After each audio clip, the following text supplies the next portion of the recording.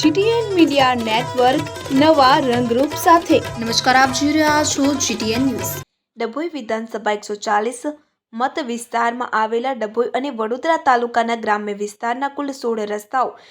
Resurfacing વર્ષ 2013 થી 24 હેઠળ રાજ્યના વહીવટમાં પારદર્શિતા વધે તેમજ પ્રજાની વ્યક્તિલક્ષી ધારાસભ્યશ્રીની રજૂઆતોના ઉકેલની ઝડપ વધે તે માટે રાજ્યના મુખ્યમંત્રી ભૂપેન્દ્રભાઈ પટેલ દ્વારા 3630/38 લાખ મંજૂર કરી જોબ નંબર આપવામાં આવ્યો અને આ અંગેની આગળની પ્રક્રિયા સૂચવવામાં આવેલા વિવિધ કામો પૈકી માર્ગ અને મકાન વિભાગ દ્વારા પંચાયત હસ્તકના આગળની પ્રક્રિયા હાથ ધરવા માટે સંબંધિત કાર્યપાલક ઇજનેરશ્રીને મુખ્યમંત્રીએ લેખિત લેટર પર સૂચના આપવામાં આવી। મુખ્યમંત્રી દ્વારા મંજૂર રસ્તાની યાદી કે જેમાં નીચે મુજબના ગામોના રિસર્ફેસિંગ 62.15 રોડનો સમાવેશ કરવામાં આવ્યો છે કે જેમાં વડોદરા વિધાનસભા મત વિસ્તારમાં આવતા વડોદરા તાલુકાના અનેક ગામોનો સમાવેશ કરવામાં આવ્યો છે। આ સાથે જ વિધાનસભાના વિકાસ પુરુષ અને લોકલાડીલા નેતા શૈલેષભાઈ મહેતાએ મુખ્યમંત્રીશ્રીની રજૂઆતને પગલે મંજૂર કરાતા આગામી સમય પર આ રોડનું કામ શરૂ થવાના સમાચાર પ્રજાજનોમાં પ્રસરતા આનંદની લાગણી અનુભવી ધારાસભ્યશ્રીનો આભાર વ્યક્ત કર્યો હતો। તાજેતરમાં જ મુખ્યમંત્રીશ્રી દ્વારા જે રસ્તા 7 વર્ષથી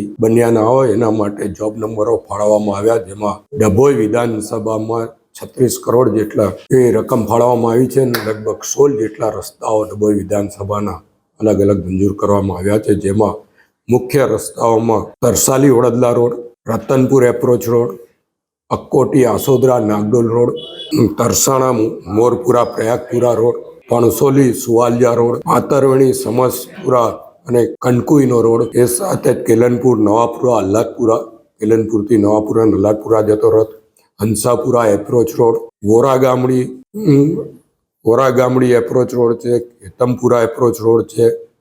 નેશનલ હાઈવે 8 થી જામવા સુંદરપુરા સલાડનો રોડ છે, કેલનપુર તતારપુરા રોડ છે અને સાથે જ છે કરનાળી ગુંજેટા કરનાળી એક ધાર્મિક પ્લેસ છે અને ડભોઈ તાલુકામાં સૌથી વધુ ધર્મમાં માનનાર લોકો કુબેર ભંડારીના દર્શન કરવા આવતા હોય છે, ત્યારે એ રોડ 7 કરોડ 20 લાખના ખર્ચે મંજૂર કરવામાં આવ્યો છે। નળા બોરબારનો રસ્તો છે, ચાંદોદ જૂના માંડવા રોડ છે અને ડભોઈ વઢવાણા રોડ છે, આ બધા જ રોડ થઈને 36 કરોડ રૂપિયા